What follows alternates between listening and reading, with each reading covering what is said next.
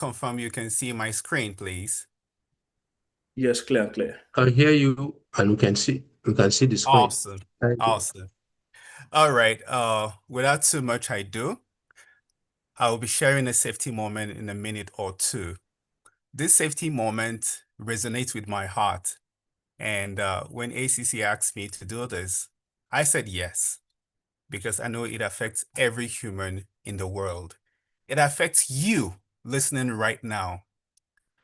The topic is the pattern of absence. I shared this once, and this will be the second time I'll be sharing this after sharing it with the ESCO. When we usually hear the word say silence is golden, but this is when silence is not golden. This is when silence isn't golden at all. 3 months ago, a senior geophysicist, let's call him Ibrahim, stopped showing up for office coffee breaks. He stopped correcting junior staff during interpretations. You know those interpretations we do during toolbox meeting, right? His reports were technically perfect, but the collaborative spark was gone. When asked, he said, "I am just tired, boss."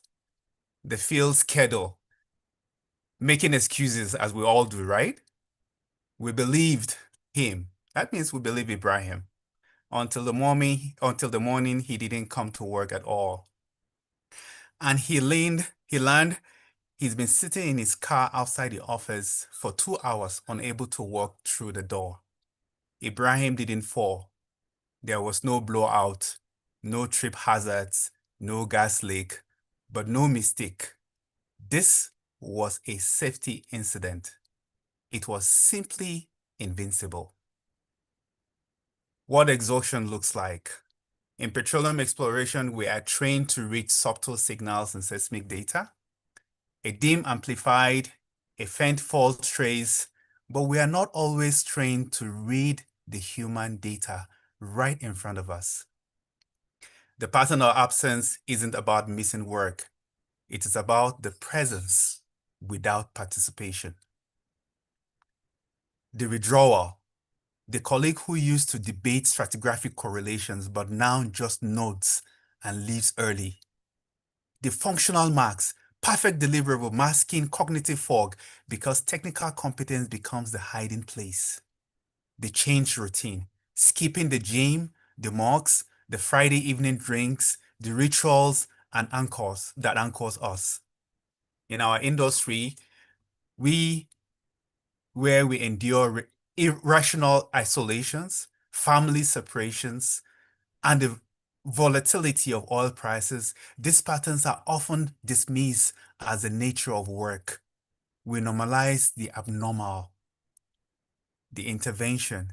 Safety leadership looks like this. Here is a lesson. You do not need to be a counselor to interpret a crisis. You only need to be brave enough to notice.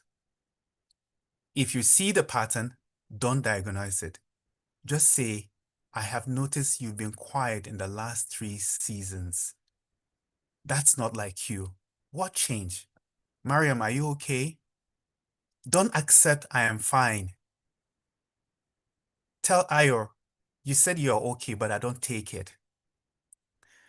In our culture, "I am fine" is often social lubricant, not truth. Try, "I am not asking you if you're fine. I am asking you if you're struggling." In today's Nigerian economy, virtually all of us are struggling. Sometimes we just put a blind eye to it. Escalate with dignity, not as gossip. Connect them to the EAP or to the HR or anybody else who can help. It could be a doctor.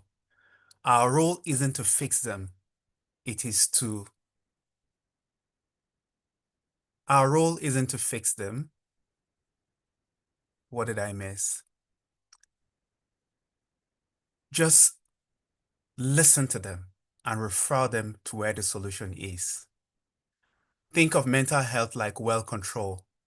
We monitor kicks, not when the rig is blowing out, but when we see the first bubble in the pit. The colleague who has gone quiet, that is your bubble in the pit. It is your indicator that pressure is building below the surface. Ignoring it doesn't mean the pressure stops. It means you lose the ability to control the outcome. The safety moment. So today's safety moment is this.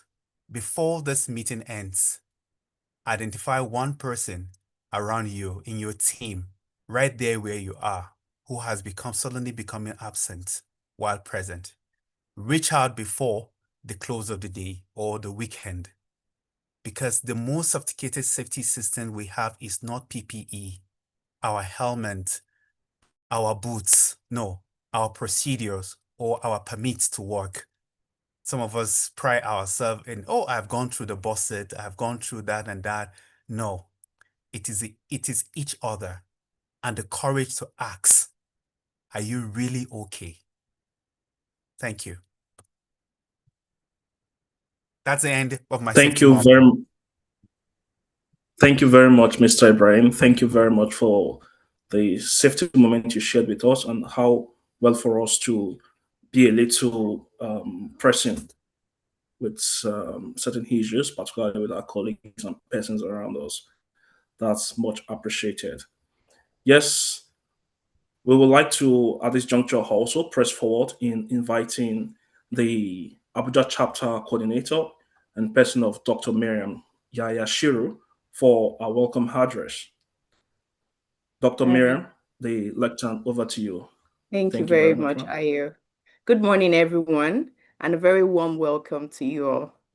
It's truly a pleasure to have everyone connected for today's session, and I'm delighted to welcome you on behalf of the Nigerian Association of Petroleum Explorationists Abuja chapter. Let me begin by respectfully recognizing our national president, our vice president, president-elect, members of the National ESCO, the Board of Trustees, fellows of NEPL present here today, the past presidents, distinguished guests, and all our professionals and young members joining the session today. We are sincerely honored to have you all with us. The NEPL Abuja chapter is pleased to host its April technical business meeting today with a presentation titled A Standardized Framework for Predicting Early Well Cost for the Niger Delta. This presentation will be delivered by Dr. Hope Dafe Okwa, the founder of HPTP Energy Services, and the session will be chaired by Dr. Victor UK Ogujiofor, FNAPE of NEPL. I'm sure we can all agree that we are indeed privileged to have such seasoned professionals leading this conversation today. Today's topic is both timely and highly relevant to our industry.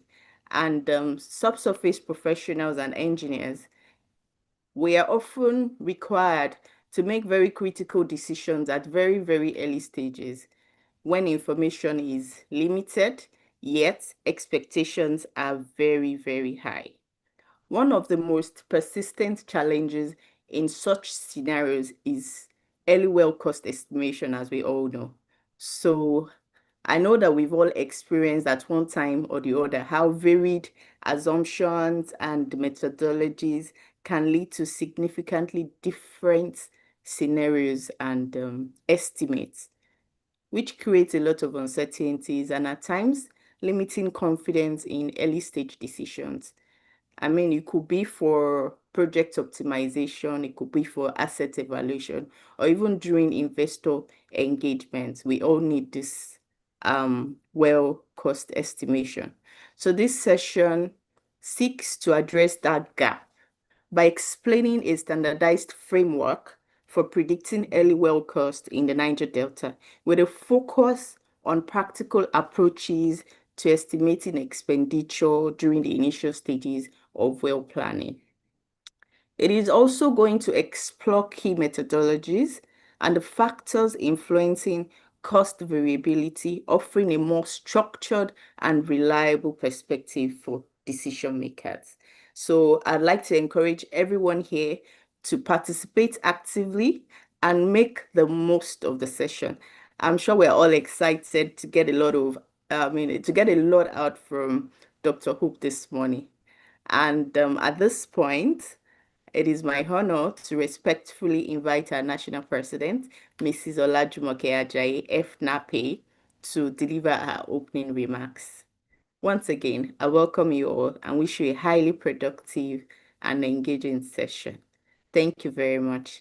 Madam P, please, you can come up. Thank you very much, Abuja Chapter Coordinator. Yes, we are indeed excited to listen to the presenter of today because the topic is standardized framework for predicting early well cost for Niger Delta is one that is timely, like you said. We have many independent players today. We have many new players in the industry taking up what we used to call marginal fields. Many go into drilling without proper planning. Sometimes they estimate that $10 million will take them from start to finish of well drilling. At the end of the day, they find themselves spending $18 million, $20 million because they didn't plan properly. The appropriate data they don't have. Some inherited some wells without enough data. And when you're planning for your well, maybe re-entry or drilling, you need to factor that into it and also estimate for that and plan better for your board's approval before you move forward. But because of the limited knowledge of most of the new players in the industry, they go in without proper planning. So having someone come to make a presentation, giving us an idea of how to have standardized framework for us to have a good understanding of what our wells or drilling will cost us is really a good one because yes, we have Niger Delta, but we have different parts of Niger Delta. How much it will cost in a swamp environment to drill a well is different from what it will cost in dry land and even offshore. So a lot of things go into this, and I'm glad to have, we have Dr. Hope Dafe Okwa to come in today to make this presentation to us. So I personally look forward to hearing from him and taking one or two things from his presentation. And to our chairman, Dr. Victor, thank you for making time to come. I was so glad to see you on the call, even at the dot of 11. It shows how important this association is to you. Thank you very much. And thanks to all the audience, our ESCO members, and for joining us today. And I believe we'll all learn from the session today. It's really, again, a very good topic at this time. Abuja chapter, thank you for what you've been doing. This is your second technical meeting this year. The one earlier one, I think you had out in January, or was it January or February? It was really February, I think. Yes, and I really love the topic you came up with, same as this one. So keep up the good work. So having said all that, I wish us a pleasant technical meeting today. Thank you. Thank you, Madam P. All right.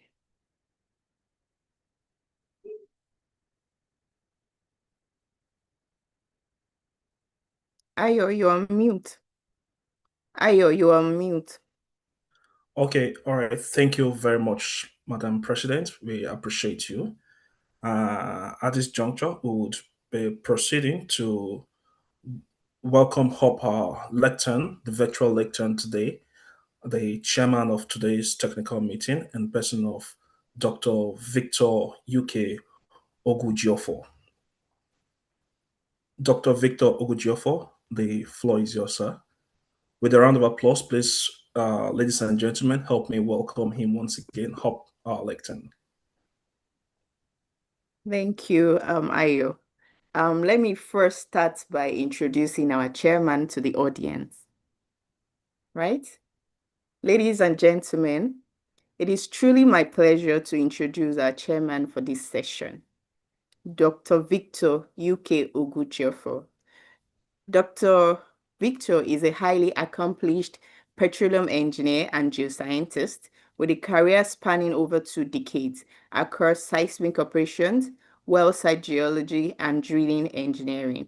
He holds a BSc in geology from the Great University of Nigeria in Nsukka. And as a proud fellow alumnus, I must say UNN truly produces lions. He went on to obtain a PGDPT, an MNG, and a PhD in petroleum engineering drilling from the University of Port Harcourt. Now, what I find particularly impressive is that his excellence started very early. During his NYSC, he supervised the drilling of several water boreholes, an achievement that earned him a National Merit Award. And in that same period, he identified charcoal pyrites, popularly known as the Fool's Gold, beneath the Ewokero Formation. That's what you call a young professional really thinking and delivering like an expert.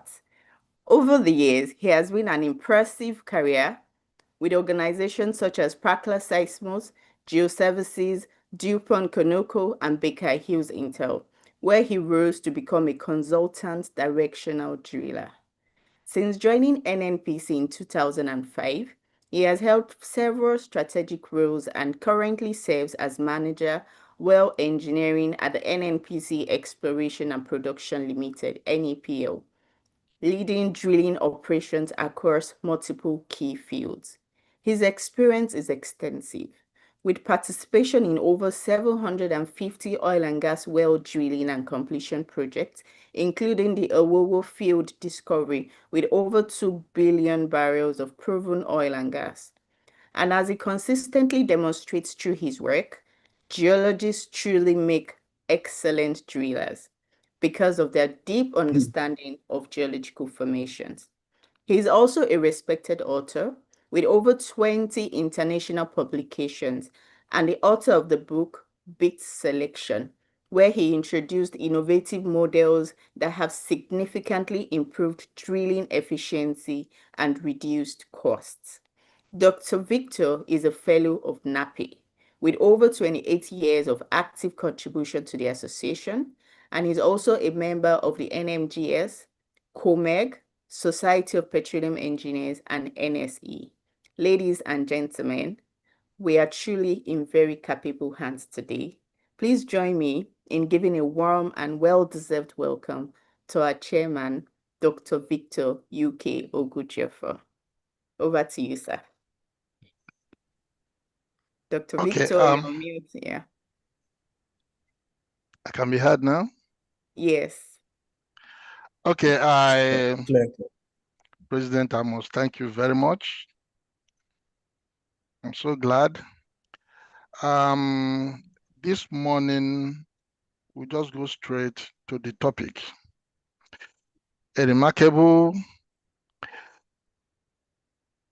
A standardized framework for predicting early well cost for Niger Delta. That is our topic this morning. And permit me, Madam President, to say this.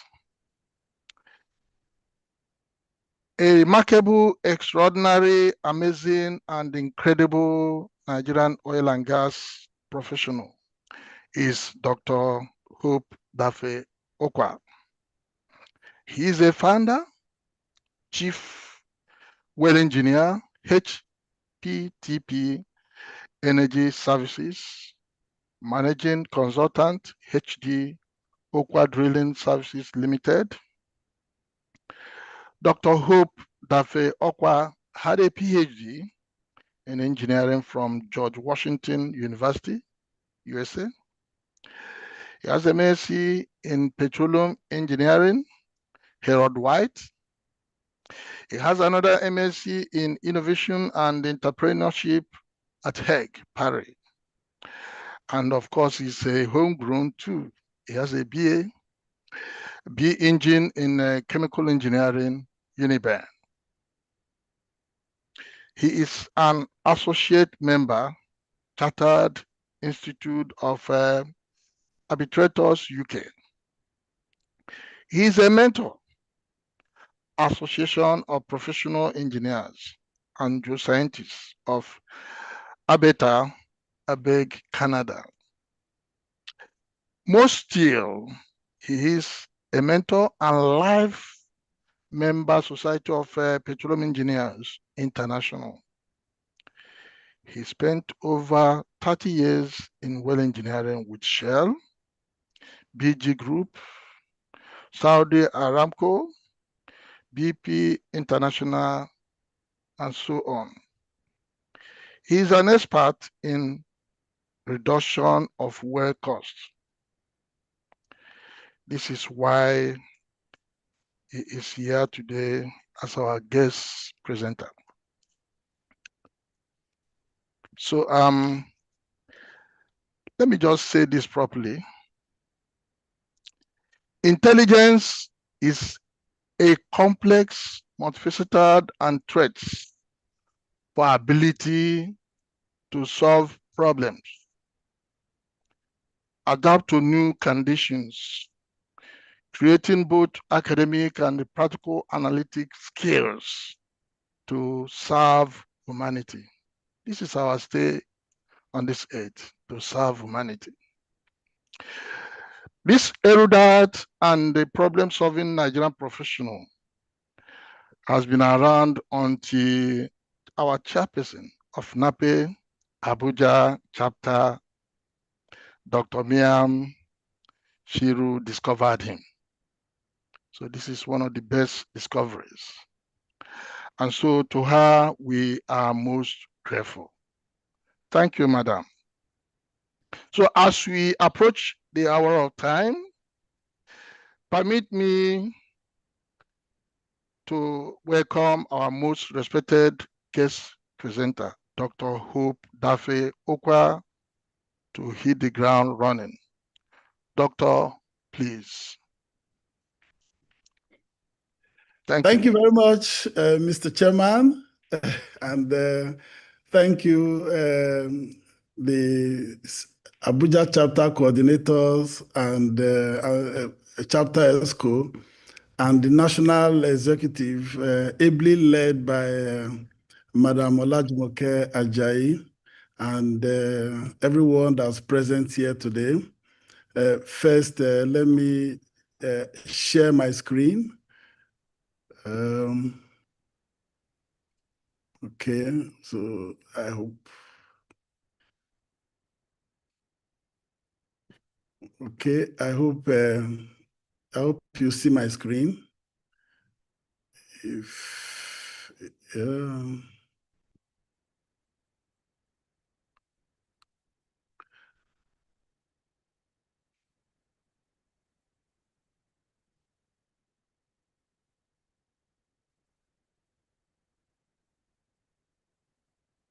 okay, so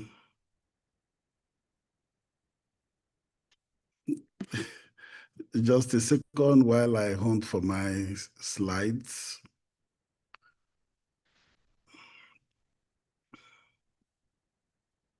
Okay, I don't know if you see my screen, please. I should have. Yes, we can see your screen. Very well. Thank you. Okay, and if you see it very well, you should see the topic. Yeah. But the topic again is a standardized framework for predicting early well cost for the Niger Delta. And it couldn't have been better summarized by both the chairman and the section coordinator. So I move straight into the topic. This just a summary of an outline of my profile, which the chairman has ably dealt with. But before I start going directly into the topic, I wanted to take this opportunity to bring everybody to the big issues that I think we have, and because we don't see it with our eyes, we are not taking the right actions everywhere I find myself. So I thought I should use the opportunity to bring it up. The chart you see on the left is a comparison of well costs in Nigeria and elsewhere.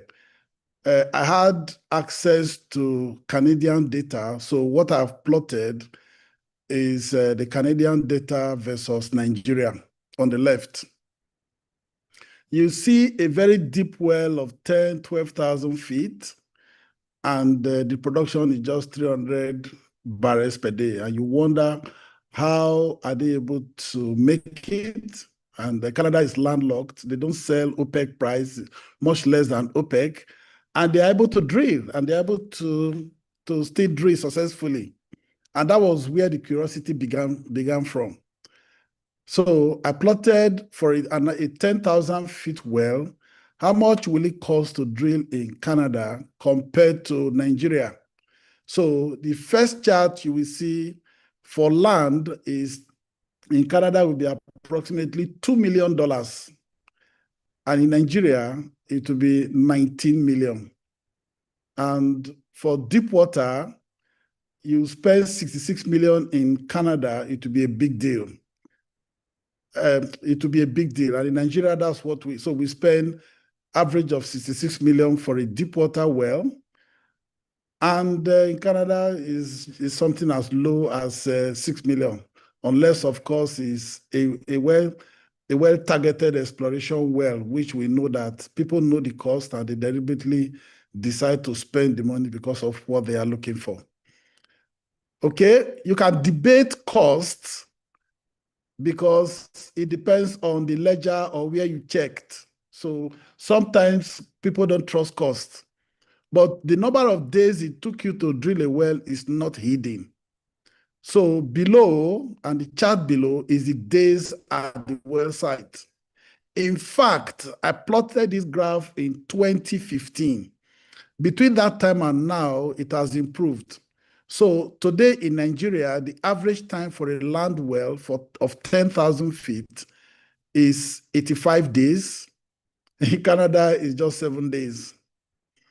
And for the deep water, 2 weeks, 3 weeks is the standard for drilling a development well, you know.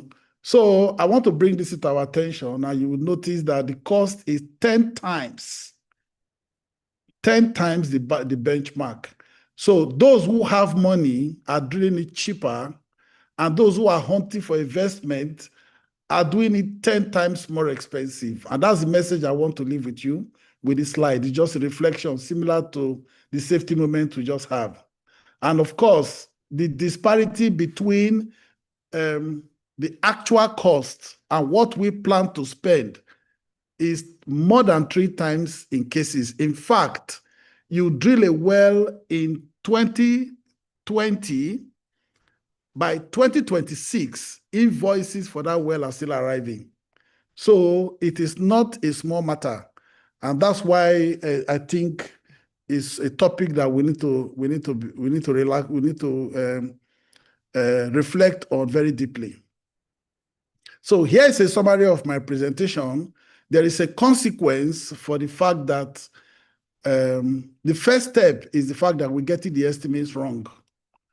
And there is a consequence to that, and that's the summary of that. So what I've done here is to collect information, mainly data from, I'll be collecting from Rushmore, from the wells I've drilled. And by the way, I've worked for so many companies within Nigeria, at least 11 companies I've worked for in Nigeria.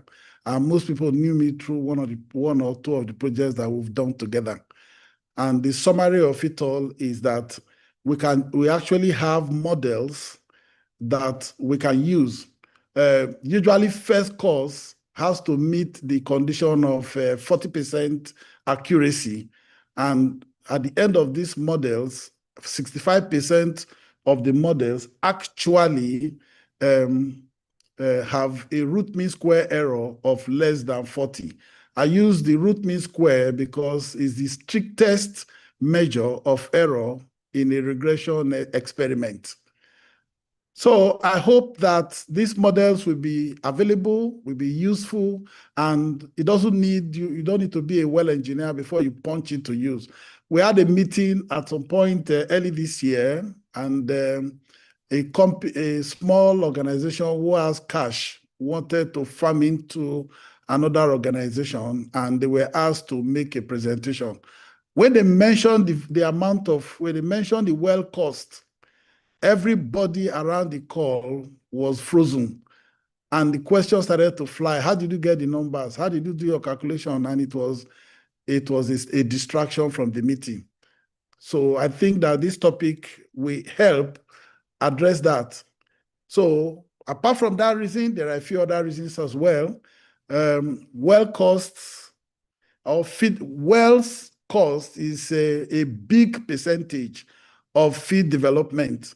And of course, remember the BP Macondo event of 2010, for those who can remember, that well was estimated to cost $100 million, and it finished 145 billion. So you can see the issues. There is a 2012 Chevron project in Australia, 64 billion. So you see only 10% off mark. 10% off mark is billions as well. And of course, a single exploration well, which is targeted in Canada, is as high as $220 million. So 10% of that is 22 million, which can drill at least 20 wells for Canadians, 20 development wells on land, you know. So cost estimation is critical. Another thing I discovered in my research was the bigger consequence to those who are not even aware of the cost estimation. The work of Olaniran in 2015 actually demonstrated that continuous capex overruns have a lot of consequences. And first of all, it's caused by cost estimate. If your cost estimate is wrong, then you give impression that you are overrunning costs. And if you persistently overrun costs, then there are several consequences. And the biggest one that I pick from it is dwindling investment. People don't give you money to spend anymore. Then you start to struggle. The chart you see is from a Wood Mackenzie presentation in 2024. They attributed the reason for that drastic fall in investment between 2010 and 2020 to be energy transition and all kinds of things that were happening. But the truth still remains that the IOCs started to move out of Nigeria because the hidden undertone is because the costs are difficult to manage. Whether we accept it or not, we know that, you know. So the third part of it is the reputation. So I took a look at the two things that I know from working with everywhere in Nigeria. The first one is logistics. You see a chart there. The blue one on the right shows the time that equipment stay on our rigs before we use them. And the yellow bar shows the times that equipment stay on the rig after we have used them. In fact, punching calculator to find the average is approximately 20 days. So a particular tool is used only for 1 day or 2 days, but you pay for it for additional 18 to 20 days. And we ascribe that to complex logistics. And then, of course, the one on the right shows the non-productive times. The whole stability is excessive. Like I've gone into a field where they drilled 7 wells, and each well has an average of 2 sidetracks, and the average time to drill a well in that particular field is almost 200 days. Almost 200 days. And coming to rig equipment is a big deal.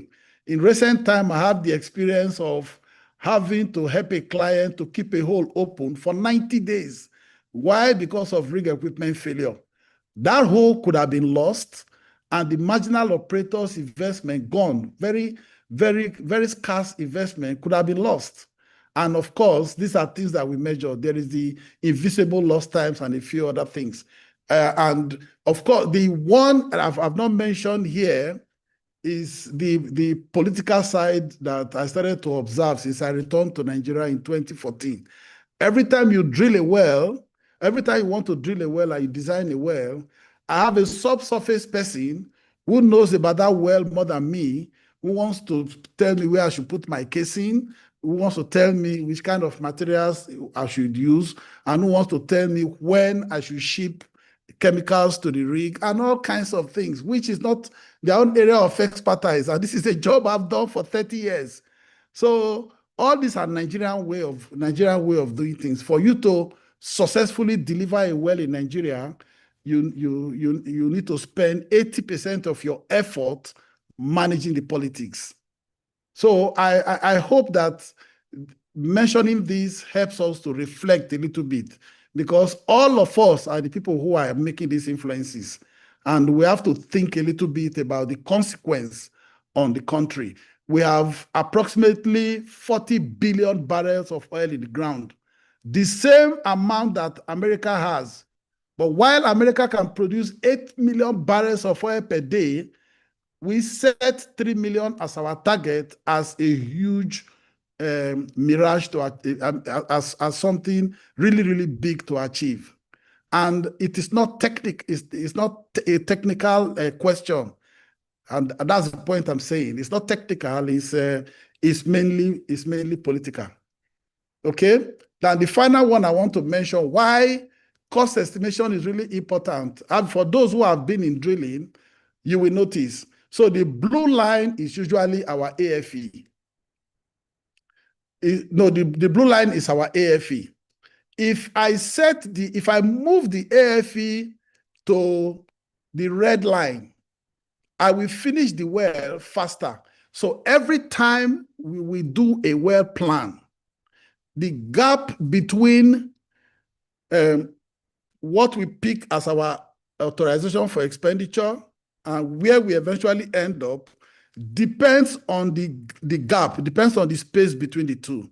So if your expectation is low, your performance is poor. And if your expectation is high, your performance is usually excellent. That is the psychological aspect of drilling. And I mentioned this for those of us, I know that majority of us here are managing drilling operations. So it's something we have to keep in our mind, that if the estimate is wrong, or you make it very conservative, okay, it's going to be 40% error, so let me add 40%. Your drilling performance will be poor, and you will eventually have to seek a supplementary budget for 50% more. On the other hand, if you set it too tight, then you go over budget, and then you also have to struggle to go and look for extra money, which you don't want. So head or tail, we have to get it right. So here is the issue.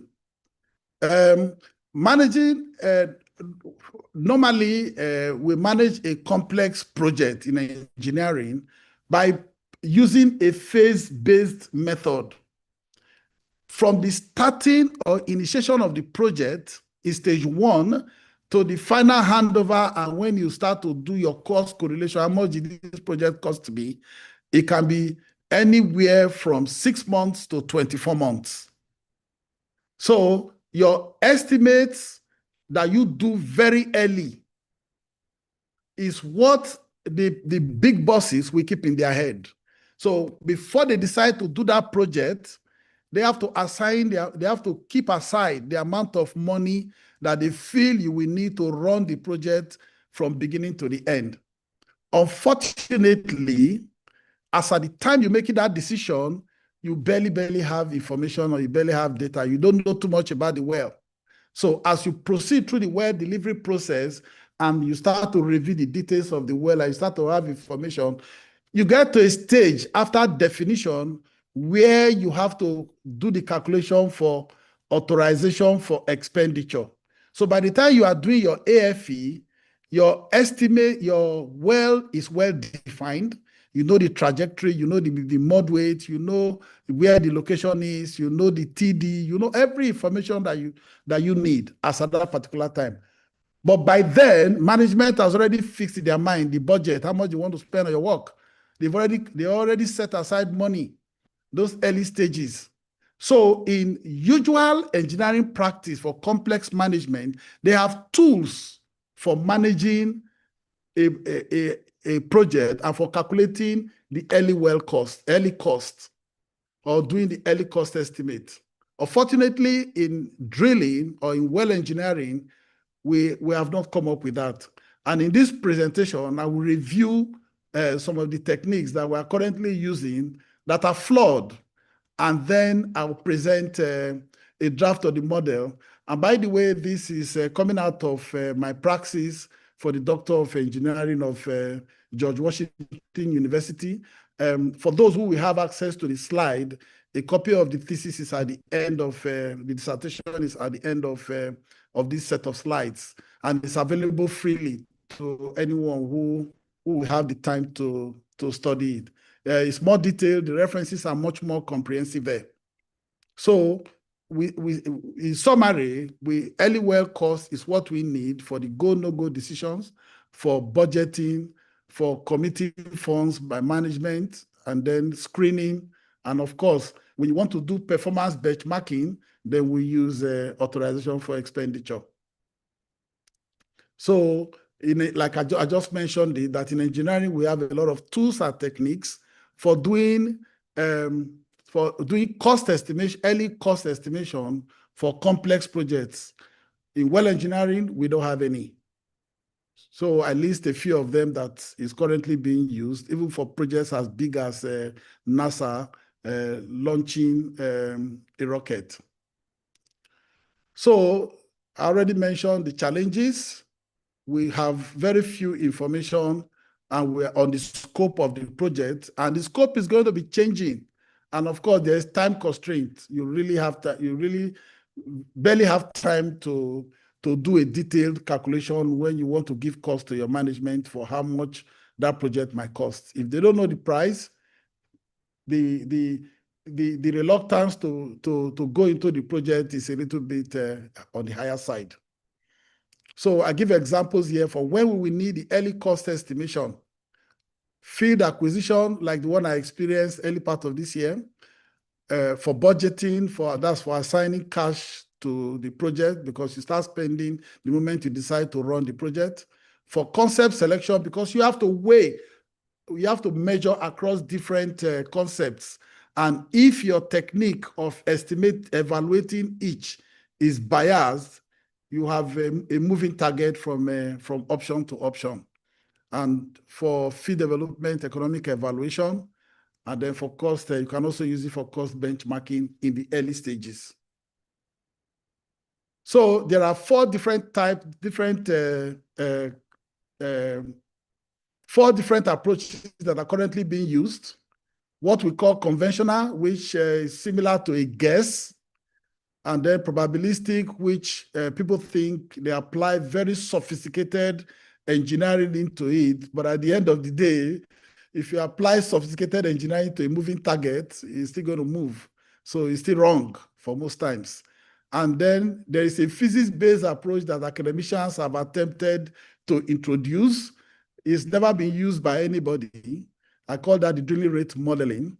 And then there's regression and the introduction of artificial intelligence. Several methods in the literature that I've seen, but because they are not practical, the selection of the variables don't make them useful for early cost estimation, and I'm going to go through that. So quickly, I'm talking about the conventional method here. So first of all, how do we do it at the moment? We go to the subsurface guy. Okay, this is where you want to drill. Tell me more about it. And then they give you a target. You draw a trajectory based on that. Then you estimate the cost of the materials based on that trajectory. And you do a preliminary well design. And then you estimate the cost of materials for that preliminary well design. And then you estimate what we call a daily spread rate. You can either do it from your historical record for your company, or you can guess from market data, and then you also estimate the drilling time. So at the end of the day, you look at the cost of materials, then you add it to the drilling time multiplied by the spread rate.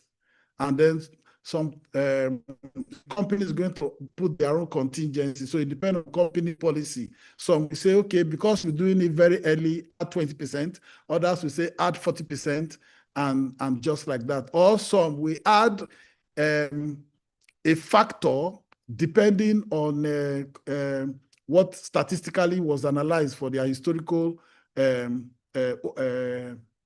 cost exceedance. Of course, the errors vary, and the biggest problem here is the fact that it's dependent on the estimator. So if I call 3 people to do estimates for me, they will give me 3 answers, and the 3 answers will not even be close. So on the right here, I just put an explanation because I wanted all of us to understand what we mean by the conventional estimate. I see the breakdown on the left. If you are seeing my cursor, you see the breakdown yeah. Let me change my pointer 1 second so that you can see it properly. Okay. So you see the breakdown of the activities, and then you see the number of days we put there on the right. It looks so neat. And then we'll come up with a number 76, which will look very, very neat. But somebody should ask a question. If you get 5, 15, 3, 20, how did you arrive at those numbers? So we say it's dependent on the experience of the estimator. But usually is, I've also seen a place, I've also worked for a company where people think that if I estimate it that the number is too high, the project will be canceled and I will have no job. So deliberately put the number low so that the project can be approved. I've seen it before. There's nothing I've not seen in the industry. So that bias is what we set out to remove. Of course, with probabilistic, I go back with probabilistic, people go into history and carry out sophisticated analysis of historical data to arrive at all the numbers here. So this is item 3, 2, 3, and 4 are then assigned by probabilistic methods. So I've read some very interesting one. Somebody took just the average of historical numbers and the reference is there. And then there's probabilistic based on Monte Carlo simulation. And then you come up with low, medium, and high cost. Low, medium, and high, which is P90, P50, and P10. And then you leave it to management to choose whichever one they want to use. And then there's a very beautiful one by Orji in Nigeria that I saw, where she just did a regression on the data alone. So on the time estimate, she made a regression and regressed it versus depth to get a number. What goes wrong, what is wrong with probabilistic, in my opinion, is that, first of all, we designed the well based on the information that the geologist gave to us today. That's the best information that he has. But as we are walking through the well delivery process, he's going to be getting more data, more information, and management is going to be pushing back on some aspects of the well design. And the final well that we drill is not the well we started from. So management can tolerate some errors if you give them that early estimate. They often say 40% is good enough. But when we do something that looks really academic and we are giving the impression that it's going to be 5% error, then they get suspect with our competence. And that's the biggest problem with probabilistic used too early. If probabilistic is used at the AFE stage where you know everything about the well, then you can produce something that is really within 5 plus or minus 5% accuracy, and you really help management. An excellent tool to the wrong problem. And then, of course, this is the physics approach is just mainly academic. Sometimes people differentiate, integrate, come up with all kinds of numbers, and then you then say total well cost is cost per foot multiplied by the total duration of the well that we have calculated using this using the drilling rate method. Is only academic. I didn't even find one example of its use in the literature. So I come to regression.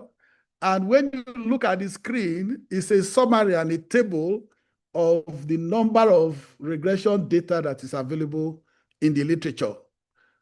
It's available almost for every country or almost for every continent except Africa. Africa has none because no scholar has thought it necessary to look at Africa, even though we have the 5th largest reserves in the world, you know. So, but the problem with all of them, no matter how sophisticated they all look, the problem with everyone is that they have the data to doing it is barely available, and many of them, if not all, are done by academics. So we just pick the variable characteristics of the well, like measured depth, for example, and we do a modeling based on measured depth to predict the cost. The measured depth is going to change as you progress through the well delivery process. We modify trajectory once based on well bore stability, based on reaching target entry, based on different factors. So those factors change immediately, and they have not thought of picking the actual variables because I feel they are done by academics. The emphasis is on the method, which is the regression technique, rather than on the result.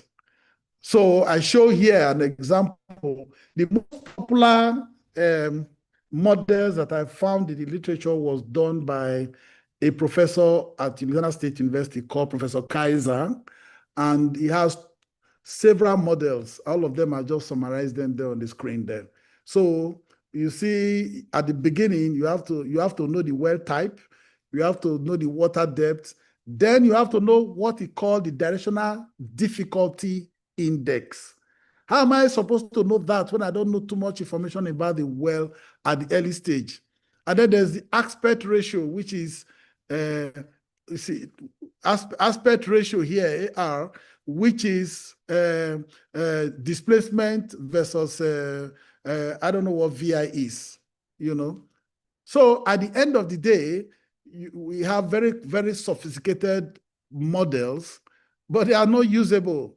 And nobody at the AFE stage, at the defined stage, will want to use a formula to calculate a well cost when he already has all the information he needs. He knows the actual well is drilling, he has the cost of all the materials, and he knows how long it's going to take him, and he knows it even to a better accuracy. So that makes the use of the regression models very, very, very much limited. In fact, I've not seen any example of somebody using it. This is in spite of the fact that in the US, there is the Joint Association Survey of well costs, and the data is published every year since 1954 and is available to the general public, unlike in Niger Delta, which I think is part of the reasons why we have very few, why we don't have regression models for Niger Delta, because the data is barely, it's not available. So for this project, I came and worked for a company that is now extinct, and we got Rushmore data for a 6 years period. And of course, if you run a regression, the result is going to be more applicable to the window of time or to the data of that period that is similar. But fortunately for this work, there is a very beautiful paper by Ojukwu on the relationship between well cost and oil price.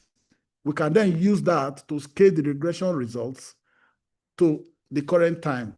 There's an example in this presentation, which I will show later. This summarizes the problems that I'll be talking about. The conventional method looks simplistic, but it depends on the person who is doing it. So it's full of estimator bias.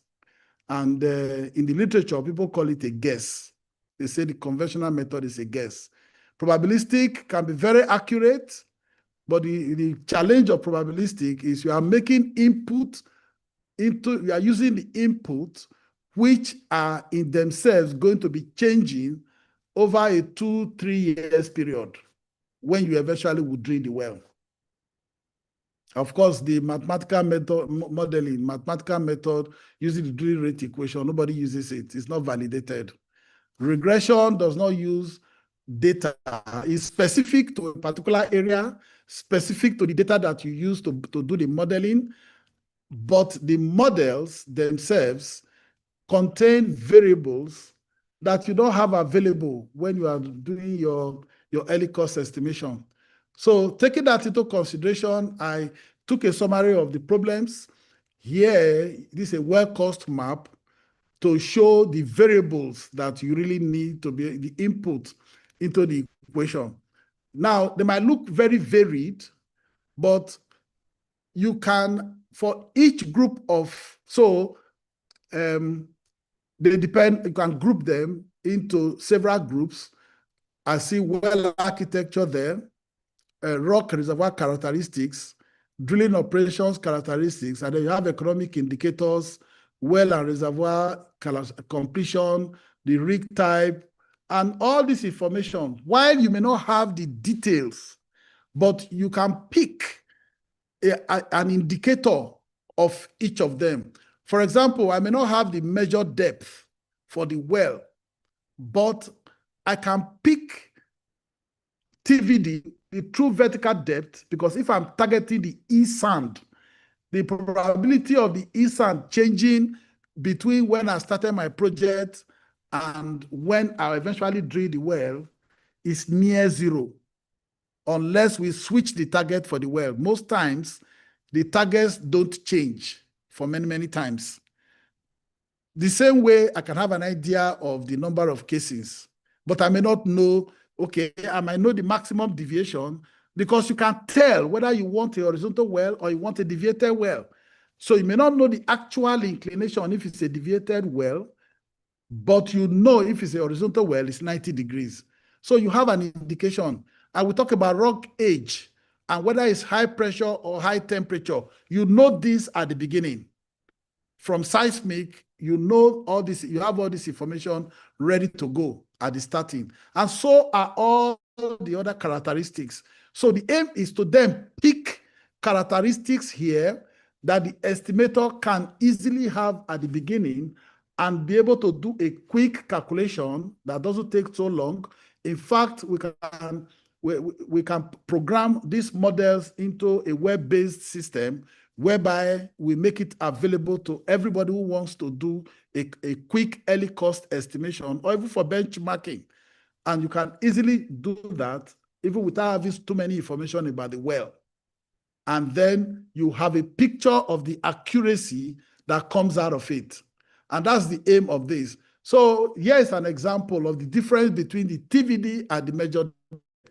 So you look at this well here, the one on the right, the actual angle, the actual inclination, you may not know, but the true vertical depth will remain the same from when the project was picked, which is the top from surface to top of the reservoir that you are targeting. The changes you are going to be making on it with TVD-wise will be very little or insignificant compared to the measured depth, which will change because we are going to be turning the trajectory around for wellbore stability, for other kinds of things that we're trying to do so that we make the well drillable more efficiently. So we cannot use models based on measured depth. It will increase the error. So I have the actual project have 4 groups of models. For this presentation, I just want to talk about 2, and the models that I presented here are only for the first one. So there are 2 ways to look at it. Those group of parameters affecting a well, you can go straight to the well cost, or you can break the well into different activities and model each.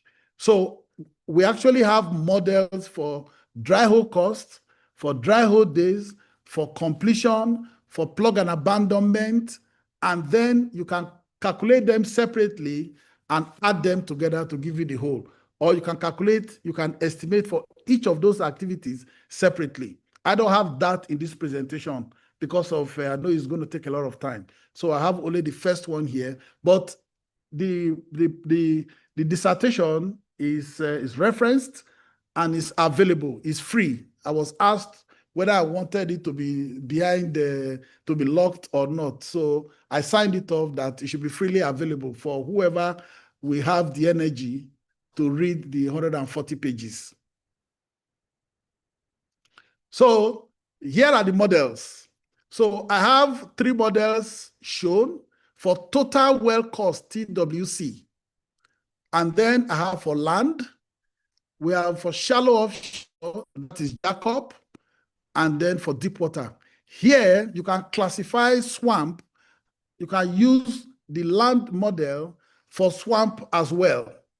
So something I also see here is that you see me complain about MD. Now you see MD over TVD is one of the variables in the equation. MD itself might be infinite, but MD over TVD is between 1 and 1.2. So the variation of that ratio, which drilling people sometimes call the complexity factor or complexity indicator, is not as widely varied. So it's not infinite to it's not from minus infinity to plus infinity. So it's between 1 and 1.2, which makes it more useful than using just MD. So it helps you to get the accuracy correctly. The other information you see here, the charts are shown. For those who know about regression, you have to demonstrate every time you run a regression that the result you get, first of all, satisfy the laws of regression, and then you have to show that the results are statistically significant. It's not just random. It's not like it's not just the result is not random. So you have to show that it's statistically significant. So I showed the numbers there, and I also show the graph. So someone will take a look at it. The first one is that the residuals will be normally distributed, and you see they almost fall on a straight line there. And then you see the graph below, the histogram is almost the shape of a normal distribution. And so it's both. You do the modeling, and then you do a validation. So there is a validation set, and then there is a modeling set.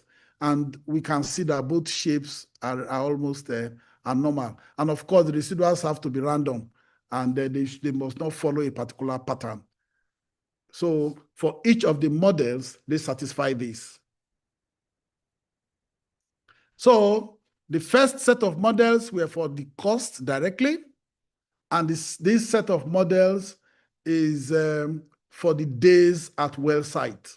So here you can calculate the number of days it will take you that you spend at the well site, which is drilling plus completion put together from when you spud to when you release your rig. That's what I've put here as it. Fortunately, the land equation is not shown here. For some reason, I did not do it for the land modeling. So maybe I'll find time to do that at another time. But here you have days at well site for shallow offshore and for deep water. And the document contains for land, shallow offshore, and for deep water for both dry hole days, for each of the activities, dry hole days, plug and abandonment, and then for completion. So even though the total days for well site is not shown here, you can calculate for each of those composite part of their activities that make up the well, and then you can then add it together to give you. I'll come back to it later, but you will notice a red mark here for the variance inflection factor. So to get the numbers correctly, we have to do secondary modeling. And when you do secondary modeling in regression, it gives an indication of what is called collinearity or multicollinearity, which might be an error. It might look like an error. So if you model a polynomial, for example, where you say y is equal to a plus bx plus cs squared, as you have x and you have x squared in the same equation, if the variables are related to each other, then you get an indication of multicollinearity. On the first days at website, you can see that I have TVD and I have the logarithm of TVD in the same equation, and both of them might be related because TVD, the logarithm of TVD, it gives an impression, an indication of multicollinearity. The actual value that you calculate is still accurate, but there is a limitation to the explanation or to what you can use with the numbers. So these models use variables that are available to you early. And for example, you see oil price there is one of the variables. They have a high predictive value, which I'm going to show. So here is the predictive values, predictive power, like they say. So for the total well cost, I have for land, for shallow offshore, and then for deep water. And then you can see across all the models that the predictive power reduces with water depth, except for where I have the multicollinearity issue. So here, I can almost tell you that if I used a different method, I will get these dry hole days for shallow offshore is going to be somewhere between the land and the deep water. So because of that multicollinearity, it gives the wrong predictive power. But it's the same pattern you can see. So the R squared is quite high, except for as you go into deeper water. On the right is the error evaluation. So I ruled a red line to mark the 40% acceptable line for early estimates. And you can see that 65% of the models actually have error, root mean squared error, better than 40%.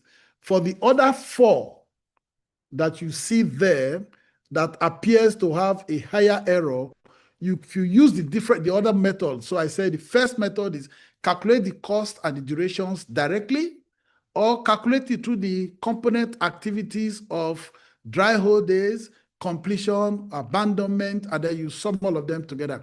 You can actually use the alternative method, and you will see that the errors actually match. So you see that for the dry hole cost, almost all the models give errors better than 40%.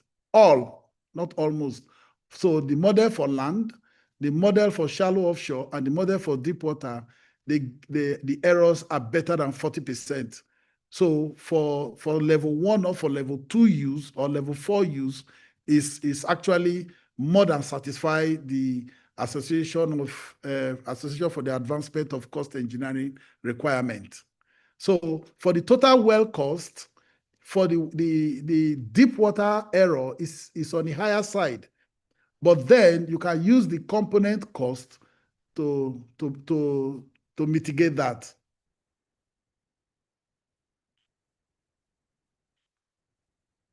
So I compare these models in terms of the predictive power with all the other models that I could find across the world.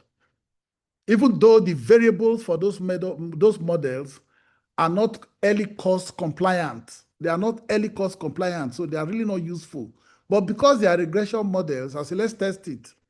And you can see that for Niger Delta, the model for land has a 90% R squared, which is the regression predictive power. And you look at all the other models, it falls within the same range of the Kaiser model for US, the other models for US, for other parts of the world, land. And on the right, I only have models found for deep water, for Gulf of Mexico. And if you look, the Niger Delta models are the red bars, and they're actually comparable. So the next is an example. I wanted to show an example of how we use these models before I round up. So here we have a shallow offshore well I put there in order to simplify it for this presentation, because it's not a it's not a class yet, because I don't have infinite time. I have to assume the dry hole days. So I have a well that we want to drill offshore, and the dry hole days model has given me 120 days.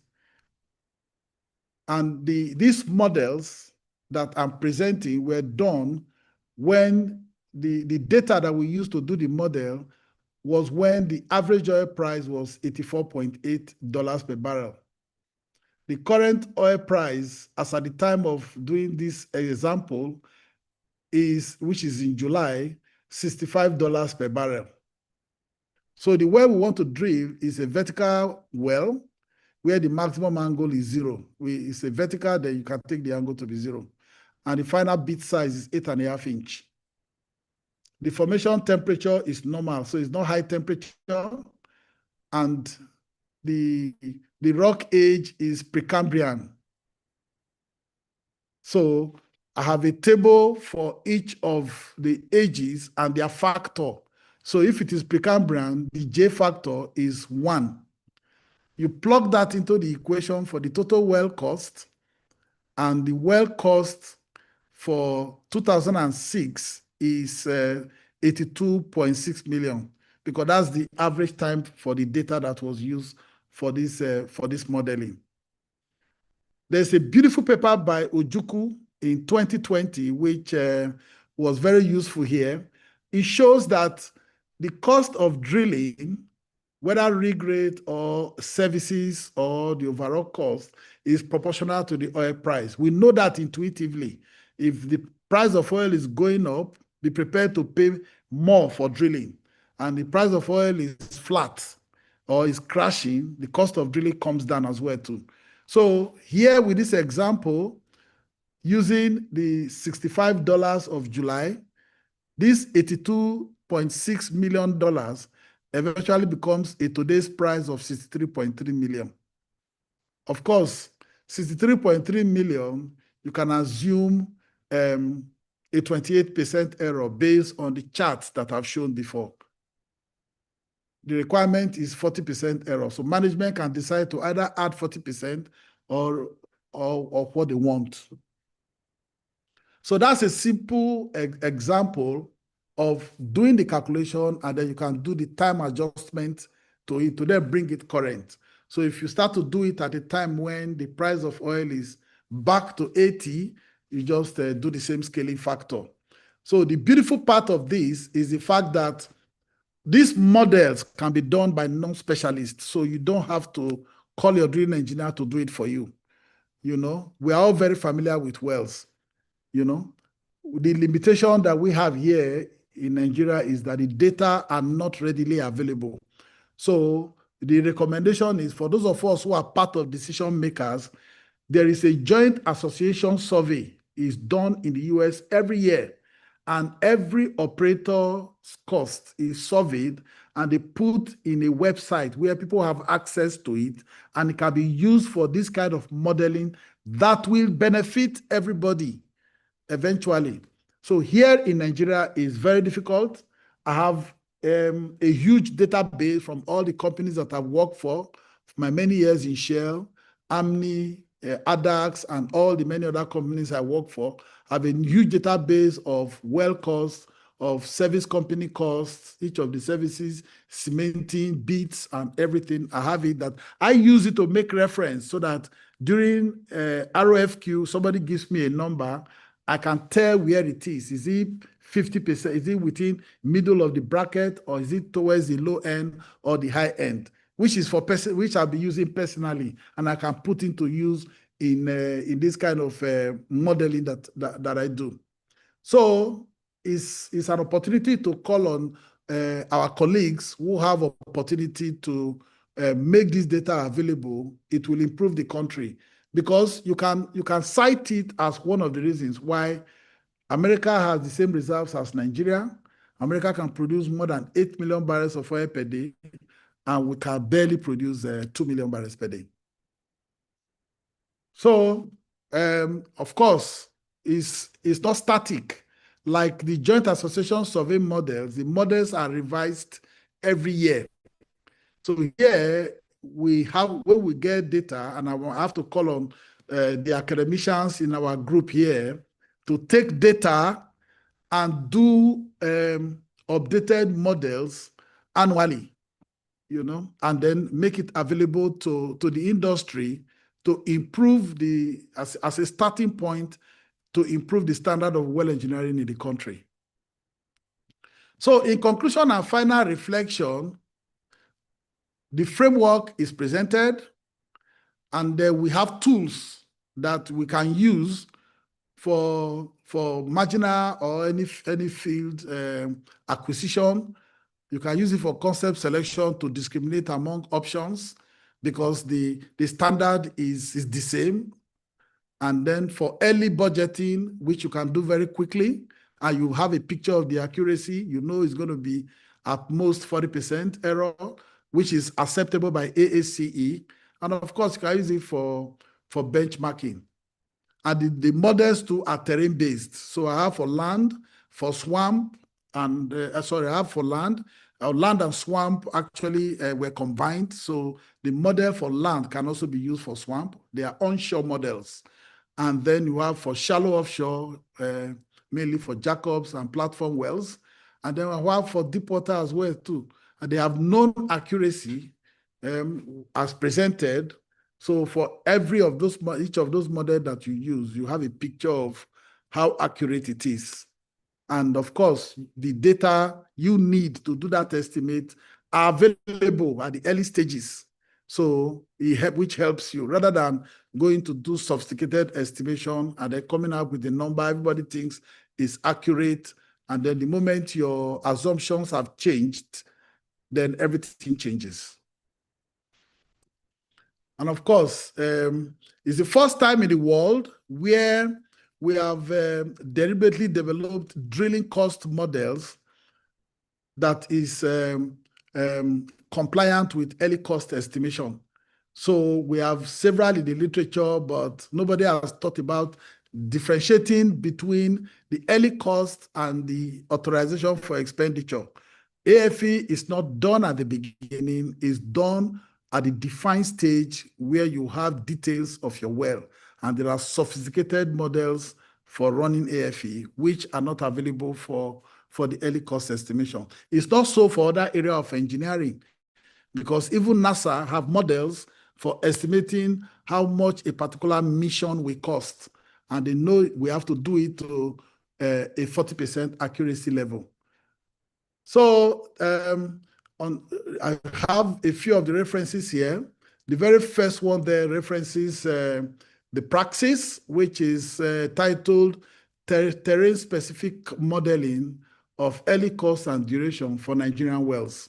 It's available, it's freely available. Even if you Google it, just Google it. Either you Google the title or you Google my name, you pick it up from Google Scholar, and it's available. It's not behind the wall like other theses. So then, of course, some of the references here, which I've put here. And that's what I have for today. And I hope that I made it clear enough for all of us to understand. I'll be looking forward to seeing the use of these models. And I hope I'll also dedicate some time to find time to make them available, either through a website that we can easily just go, type in parameters, and then get what we want out of it.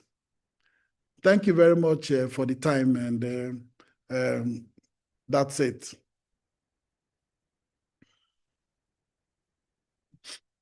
All right. Thank you very much, sir. Thank you very much for your presentation. We would like to hereby call on Dr. Victor for a review on the presentation, sir. Dr. Victor, sir. Okay. Mr. Chairman. Thank you, Dr. Hope. What a marathon presentation, very, very rich you're giving to us.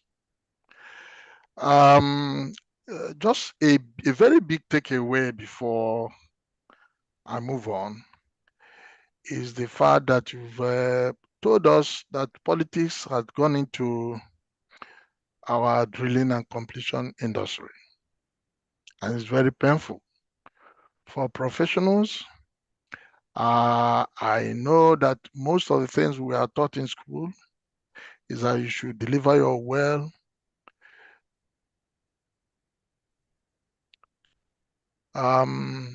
with a reduced cost. And of course, on schedule. So, but it has changed since politics got into our drilling. However, we've been trying to find a way to manage. But let me go straight to summarize what you just told us. That efficient well delivery processes is a condition precedent to well design and engineering technology and innovation adoption. For an improved service delivery in oil and gas entrepreneurship, we must work on the fact that Nigerian well cost is far away, 10 times of the global benchmark due to poor cost estimate resulting to budget overrun. You also emphasize that poor cost estimate causes dwindling investment. Nobody wants to invest in an environment where you do not know how much it's going to take you to do the project. So very many models were displayed to buttress some of these. There are so many models that some of them we've not even heard about them, but they are very, very rewarding. Furthermore, Dr. Dafe maintained that Nigerian oil and gas drilling and completion cost overrun is about 40%, especially from repetitive NPT. All of us know what NPT has done for us. And he mentioned scoping, modeling, and management commitment as another challenge, whereby the TWC, all of us know, that is the cost of material plus the sum of drilling time and spread rate. And he says sometimes arbitrary contingency of 20%, before now we were having 10%, could spring up. And so he concluded by recommending an updated models using more recent and expanded Niger data. In all this, and we want to speak from our own end, NNPC. We want to say that this presentation is wonderfully made, but is looking at the microcosm of our challenges. And we have the microcosm. He's looking at macrocosm, and we have the microcosm of most of those challenges. And like we try to say most often, our problems sometimes emanate from HSE, sometimes accident, workforce, greenhorns. Everybody now is on the rig. But by right, you're supposed to have a license, and that license, you must renew it every 2 years to be on the rig. Rig equipment, there are occasions and cases where we know we want to use 2,000 horsepower to drill. And somebody will tell you, I know 1,500 can do it. No, you see, so these are challenges. But the major one, the major challenge we have is understanding the geology. And most often we want to say that there are no two ways that are the same, especially in Niger data. So the cost can never be the same. So, but we have been able to do our own model. We've done a lot of models, done a lot of things that we kept in-house, and we use it when we are permitted to do so. So the first thing we need to do is to understand the geology of basic geology of Niger Delta. Of course, your beneath formation, friable, sandstone, then your Aguada formation where you have the source rock, and of course the Akata formation. Now, the first thing we do is, what are the challenges? When we want to drill, what are the challenges we have before we begin to make some cost? If you look at in beneath formation, you don't have issue, but just at the bottom of the aquiferous environment, you have multimodal. Do we plan for it? Sometimes people who do not know the geology of the environment, you just go in there and start drilling. You plan for 4,200, there's going to be multimodal. So your KC 15 to 20%, you put it on hold. And you start pouring it before you get to that 4,200. Now, where do we run our casing? The surface casing. Do we just go and do anything? No. We must run our surface casing close to the base of beneath formation. Where is it? About 6,500, you run a surface casing. Do we do that? Do we understand it? Do we know this? No. So by mere default that you know that you have 4,200, you have multimodal, which is your gumbo shell, you are going to save an MPT of about 20%. Now, for the fact that you're going to set your casing, your surface casing at 6,500, of course, because you are going to have other challenges, I'm very sure some of us do not know what we call hash rate. Immediately you pass through 6,500, you're expecting to have something that can put you off, make you, take a chunk of that MPT from you. You plan for it at 7,500, you might have hash rate. What is hash rate? Siliceous ferruginous sandstone wrapped in a region of shell. So it is extraordinarily hard because both the lattice and the cementation are all hematite. It's not going to choose, you're not going to use the ordinary bit you use for other area to drill it. And of course, in Niger Delta, most of our oil are light crude mixed with gas. So nature has a way of using that, the hash streak, to wrap, form a silo to keep this in place before you go, you drill. So the situation is this: when you see some of the challenges in Niger Delta, I want to equate it to maybe in Canada or Saudi Aramco, where we have different geological settings. It cannot work. So most of the models, we look at them, sometimes we know about some of them, yes, we look at them sometimes. It is not jiving with our own geological setup. Now, so many things, like we try to point out, the greenhorns are taking over. We have found out that there are so many things we can do for ourselves. We don't need to import other people's ideas and their own models into ours. For instance, we even find out that if you don't have hash trick, you are bound to have a inlet shell in about 8,000 to 10,000 feet.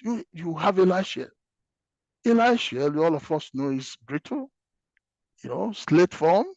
It allows fluid to move around. So most of the time it's charged. And so when you have this, you have in mind that you're going to have this issue, you now prepare yourself. We found another model. You can just run your LOT that surface casing run LOT. LOT is the in situ pressure you're going to use to drill down the hole. It gives it to you. Some people argue, no, when you do that, you're going to damage it. You're not damaging any information. In the first instance, you're supposed to run your LOT to know the integrity of your surface shoe. You just done it, and that's the foundation of the work. If nobody does this, then you move on to go and drill. Definitely, you will have a problem.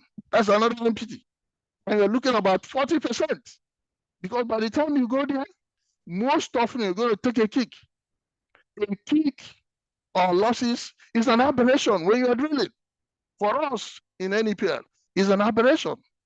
And so if you have all these models down here, so your affair is guaranteed. So you cannot check how much, MP2 have removed. By May 4200, we know what is there.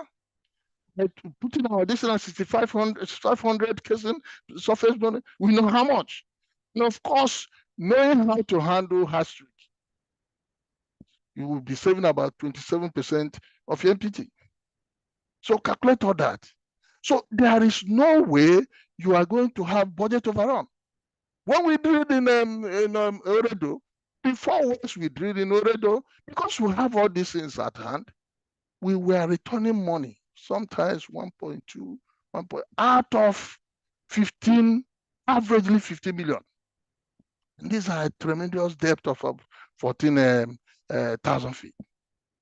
So when you look at this, we will now want to say, come on, let's come home. The problem is with us. And nobody is going to do it for us. The white men are all gonna. So it's for us to do a lot of research work. That is the issue. And when you do a lot of research work, most of the equations, the tail equation, Skimt's rule was talking about 5 to 20% effective porosity. That is what he used to organize our IADCA table. But those things are no more effective because we have a factor that's arising from hardship.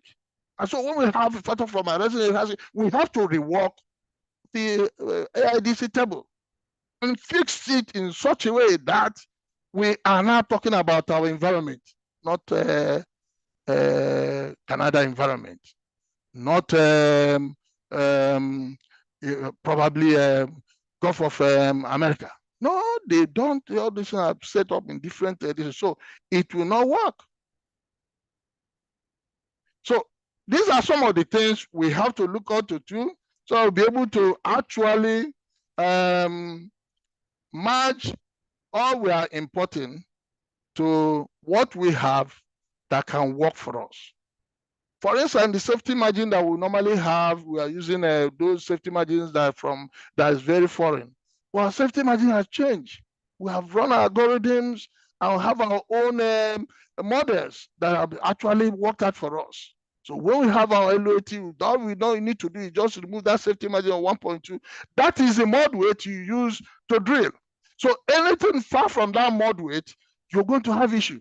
And the worst that will happen, you just have little losses, and you have to cure the losses. If you reduce the mod weight, you're going to have issue. The well will have a shock, and you'll be stuck. In our palace, we say we can never have a kick, we can never have a stock. And these are the reasons, because our model is guiding us. Sometimes I need to remind ourselves. I know I have had some cases where John Messer, we have argued a lot of things. I say, do it like this, because I have been sitting here for 30 years. And I know I am a geologist and I am petroleum drilling. I know these things. And so when I give you advice, you refuse to do it, probably it's coming from USA, you will just end up having issues. So these are some of the things we need to have a way to package some of them in such a way that we will be able to look at some models we have outside and some models we have in-house. If you want a lot of things about our models and all that, I have this selection.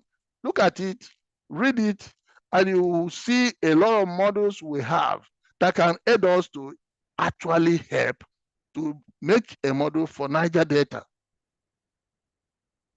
I don't know if I'm making sense. So we want to thank Dr. Hope Okwa. The purpose of these technical meetings most often is to exchange ideas.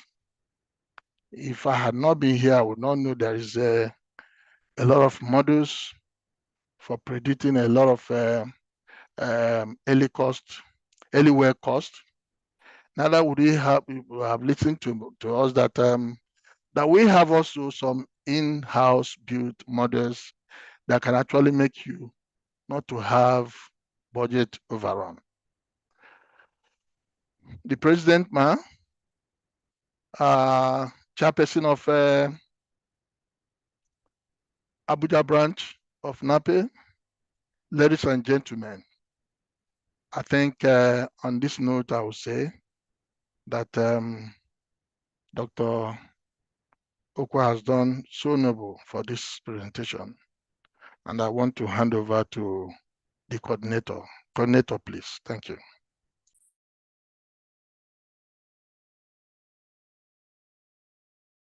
Okay, I'll just help take from here. Thank you very much, Mr. Chairman, sir. We appreciate you for your review. All right. It seems we are a little behind schedule, so we'll just proceed immediately to that for the questions. We have 3 questions. 2 raising their hands, while we have one that's been sent to us. So, Dr. Hope, this first question is to you, sir. How do we accurately predict well cost when actual data from companies are not allowed to be shared or circulated? And how do we effectively manage the politics affecting well cost, especially in the Niger Delta? I'll take that again. How do we accurately predict well cost when the actual data from companies are not allowed to be shared or circulated? And how do we effectively manage the politics affecting well cost, especially in the Niger Delta? That was the first question. And this is to acknowledge the hands raised by Francis Gregory and Isaac Odedere. We'll come back to you shortly. Dr. Hope, over to you, sir.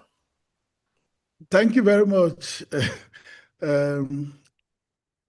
Mr. Chairman, for that beautiful review, and thanks for the question as well too. Unfortunately, the same question that I'm asking, because I have no answers to that. So it's something that seriously work at to make data available, because we are the people who make decisions. If we are not making it today, we are going to make the decisions tomorrow. So when it comes to your desk, know that what we say is confidential. It's actually not confidential. We know it. But when you allow people to use it, then when you formally bring it in the open, then you allow people to use it. So we know the numbers everywhere. I mean, we know the numbers. Everybody knows it, except that you don't permit them to use the number. But permit people to use the numbers, because it will come back to you and help eventually. With respect to the politics, it's a new discovery by me, because when I attended the round 1 and the round 2 shared drilling courses in the 90s, we never were taught about that. We were taught how to do kick tolerance calculation, to pick your casing shoe, do your calculation to select your beat, and do cost per foot and all those estimations, and how to design casing, burst and collapse, and von Mises equation. Those are the things we learned. We were spending 26 weeks a year to do it, and we were writing exams, and for one difficult exam to another difficult exam. But by the time we started to work, we now realized that when you do the calculations and you arrive at a number, whether you use the actual number you use depends on so many other factors that you were not aware of, but they are not technical. If you force your way through and use your number, you get great success. I did one of those in a project I handled in 2002 for Shell, and I closed my ear to everybody. I was allowed to do it. And we drilled 18 wells in 1 year. And when I look at the numbers today, I look at the rate of penetration, the speed today of what people are talking about. Even during a meeting, if I tell them they can do that well in a day, they think I'm joking. But I've done it a countable number of times when I was a drilling engineer, you know. But at the end of the day, you step on toes and people become offended, and then you feel unhappy at the end of the day. So if you want to make people happy, you have to make a choice whether you want to be a drilling engineer that will establish a technical integrity, or you want to make people happy. And that's a decision for each engineer to make. When I wanted to, a colleague, a friend, dragged me to come do MBA in 2003, and I refused. I said, drilling engineers don't need MBA. Today, I was very wrong. Looking back now, I think that I was very wrong. So the first solution I would propose to the questioner is consider doing an MBA, a very solid MBA. Then you understand the factors that drive decisions and how you can manage them. Unfortunately, they are beyond my skill at the moment, and I'm still struggling with it. Thank you. All right. Thank you very much, sir. Thank you very much. I hope this answers a question that was sent to us. Thank you very much. Then we have one more person, Isaac Odedere. Isaac Odedere, you have access to talk now. Would you like to talk?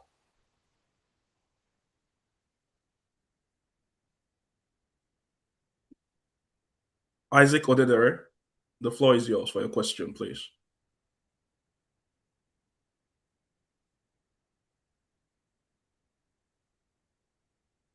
Okay.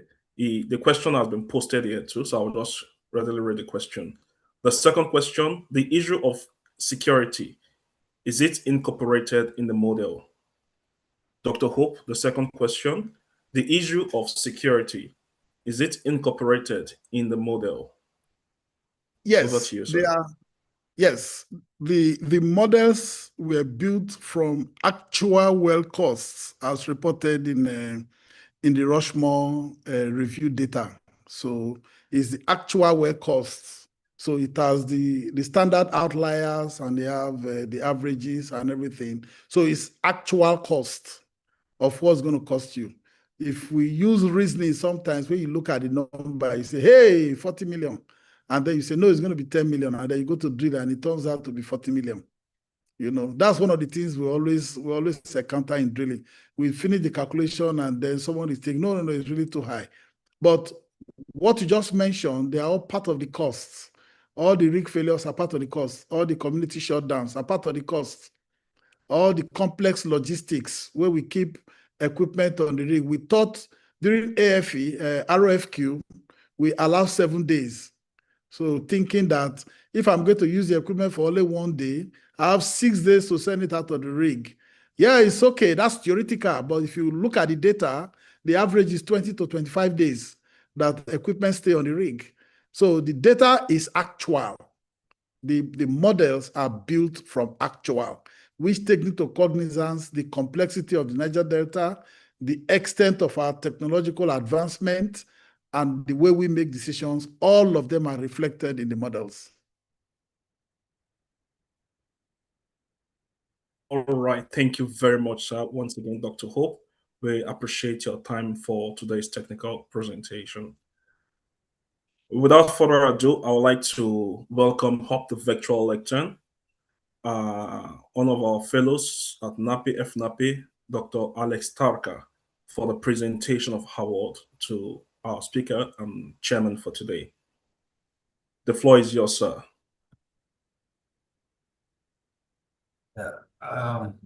Once again, Ayo, thank you very much for this invitation.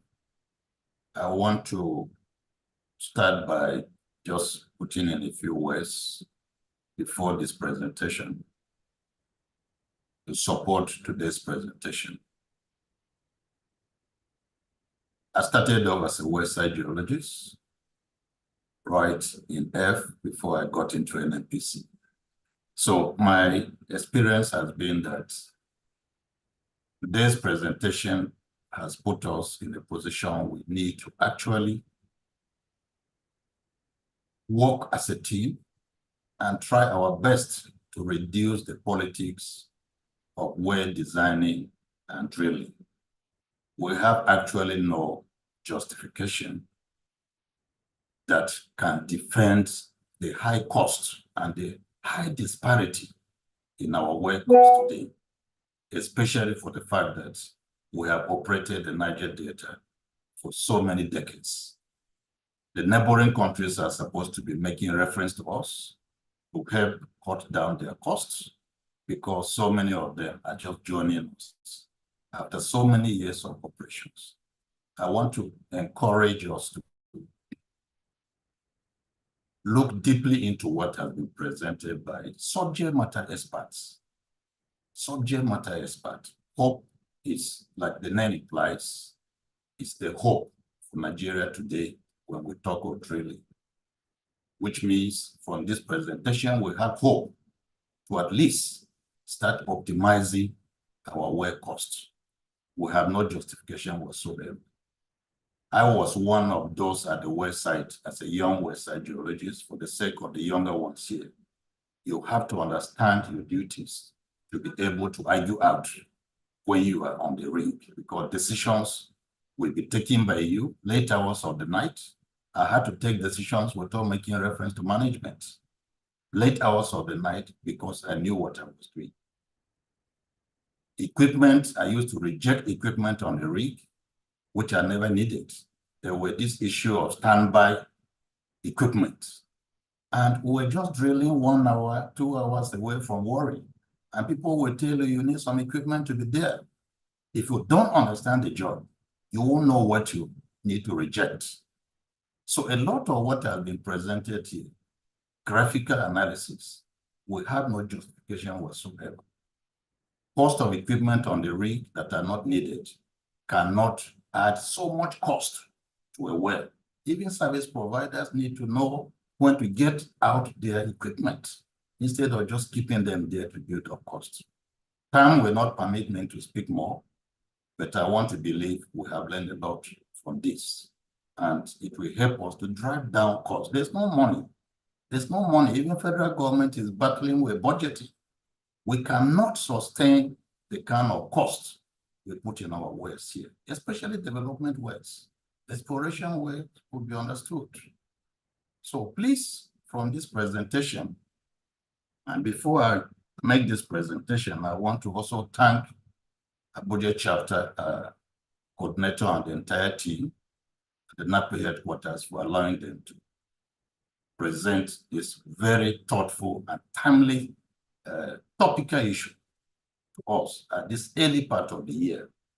With so many rigs coming in, we need to start looking at data so that once we're going out of what is required, we should be able to get out. Like I've said, time will not permit me.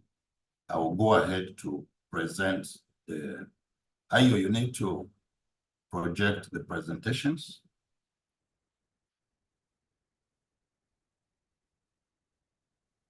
These presentations are virtual. We are going to send them physically to the presenter, our very dear Dr. Hope Dafe Okwa. We are very proud of this presentation. We are very proud of your accomplishments in HPTP. On behalf of NEPL, the Nigerian Association of Petroleum Explorationists, I present the award of appreciation in recognition of your contribution as the presenter, speaker at the NEPL Abuja Technical Meeting today, 9th of April, 2026. We appreciate you and we look more forward to more of this. The second presentation goes to our dear Dr. Victor UK Ogujiofor, Manager Engineering, Well Engineering of NEPL, in recognition of your contribution as the chairman of today's event. We thank you for your time, both of you. We appreciate you and look forward to having you again. to assist us in handling this very special topic. Thank you to Abuja chapter once again for putting this together.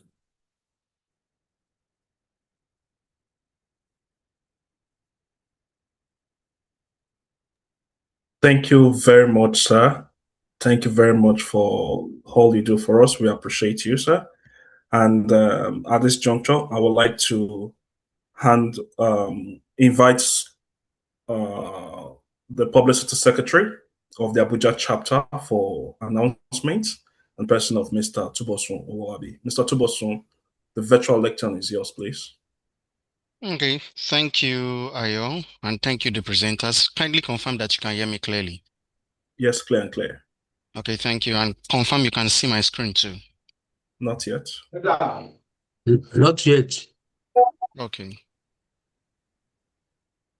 Please just let me do that again. Okay. How about now? It's coming up.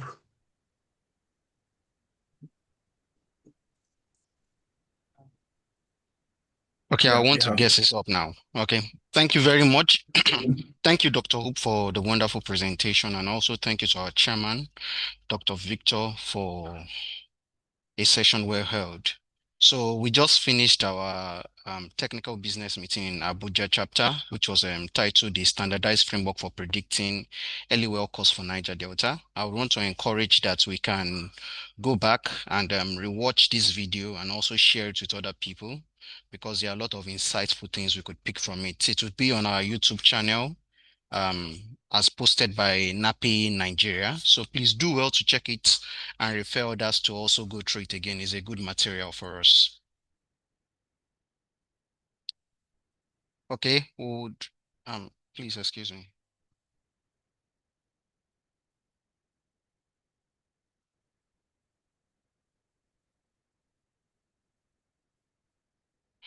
Okay, so for other technical and business meetings that I'll be holding, there is one that will be held by the UK Europe chapter come this Friday, 10th of April, by the Managing Director of Pangaea Geochemistry Services. Is titled Post-Oil Accumulation Alteration Processes.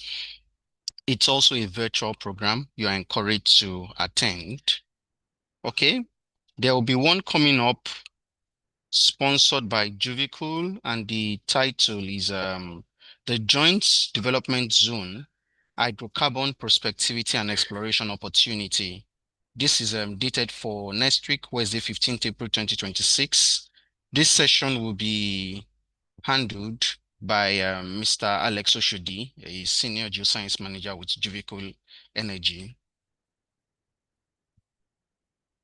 We also have another business meeting coming up by the Port Harcourt chapter.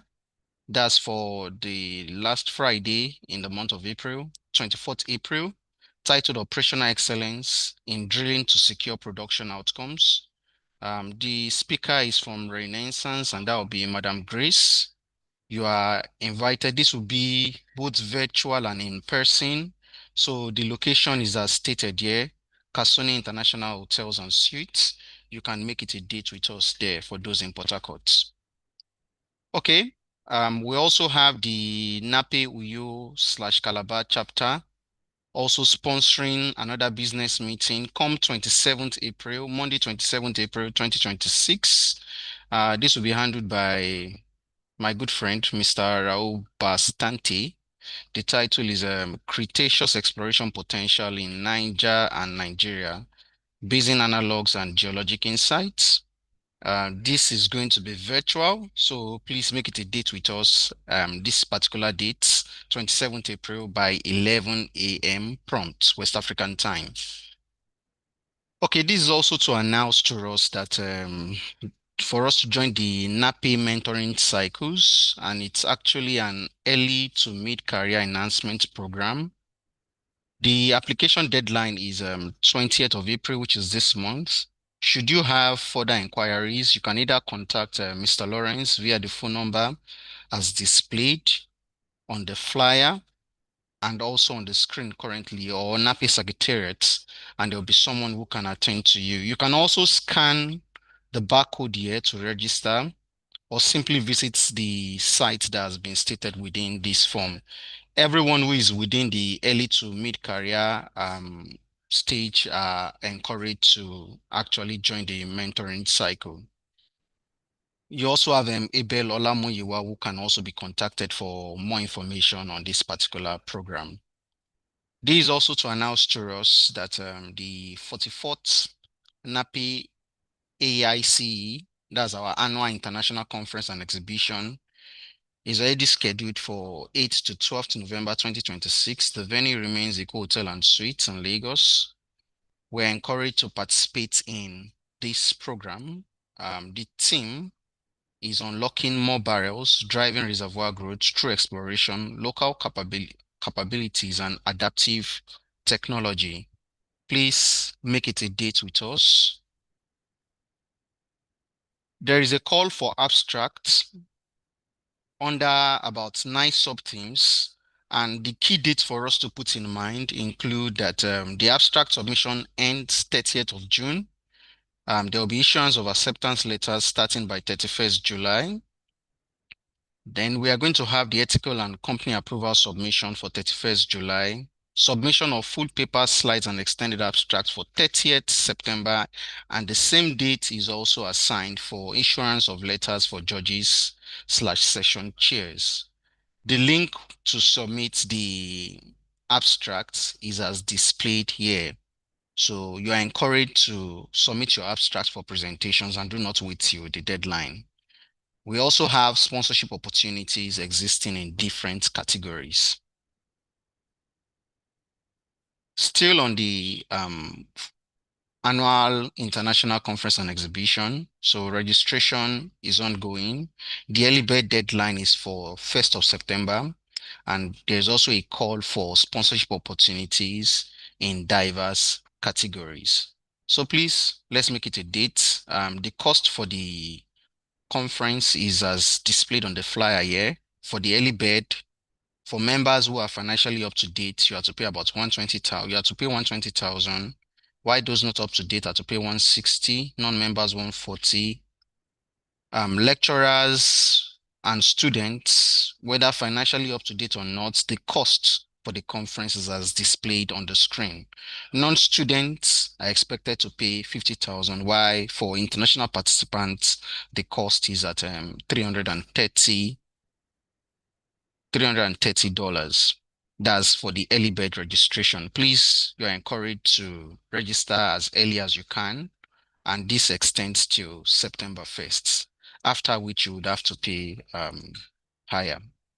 Okay, we already mentioned the theme of our conference, and just to reiterate that the date is between 8th to 12th November 2026. Okay, as we begin to come to a close for the announcement, this is also to raise our awareness about the fundraising drive for the purchase of our permanent NAPE secretariat.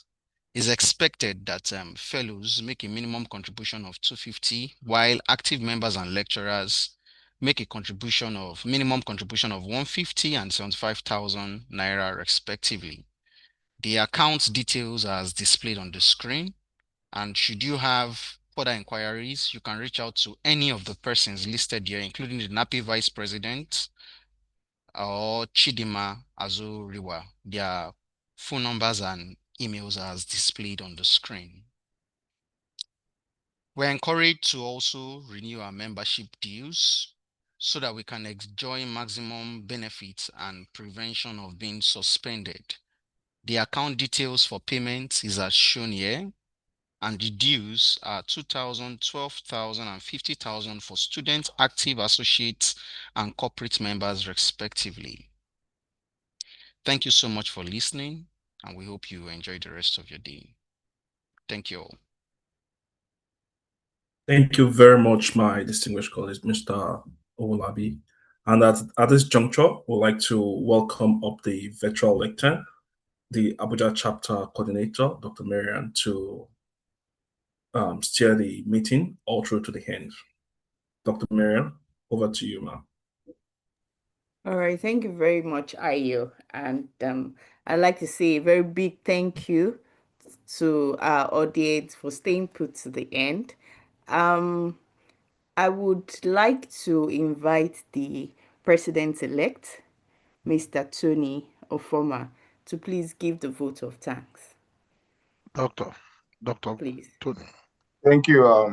Dr. Tony, please. Thank you, Dr. Miriam. Thanks. Yes. I'm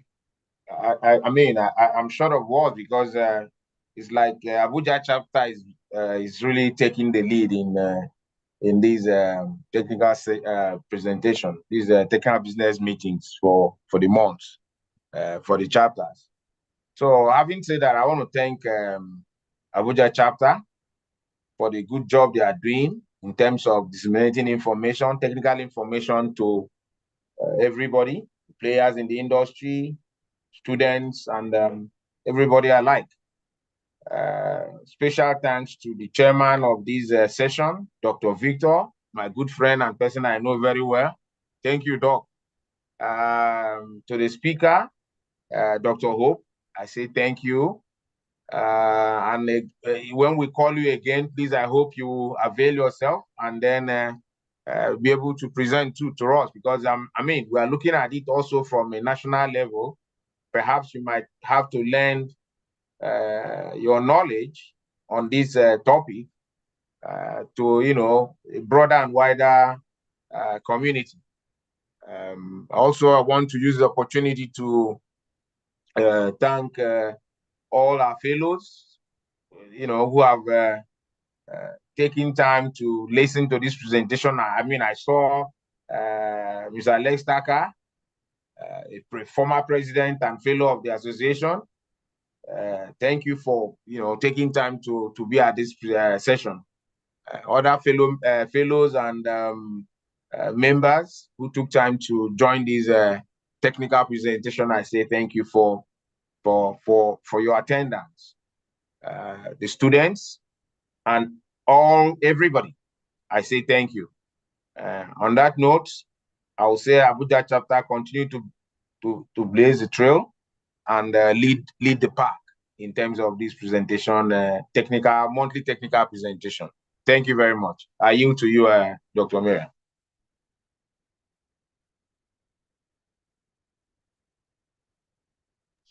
Thank you very Dr. much, Miriam, you sir. can go ahead. Thank you I very hope you much, heard sir. me. Did you hear me? Yes, we did. Okay. Loud and clear. All Yes, sir. Yes, so as we come to the end of this session, I'd like to specially thank Mr. Alex Tucker, who we reached out to and was very, very happy to help. We can't thank you enough, sir. You made this very, very possible. Thank you also to our speaker, Dr. Hope, who had a series of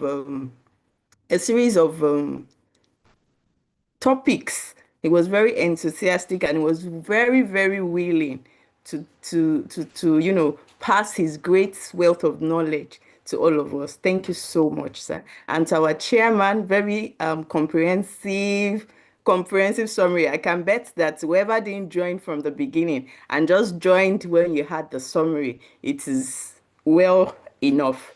Thank you so much. Really appreciate you.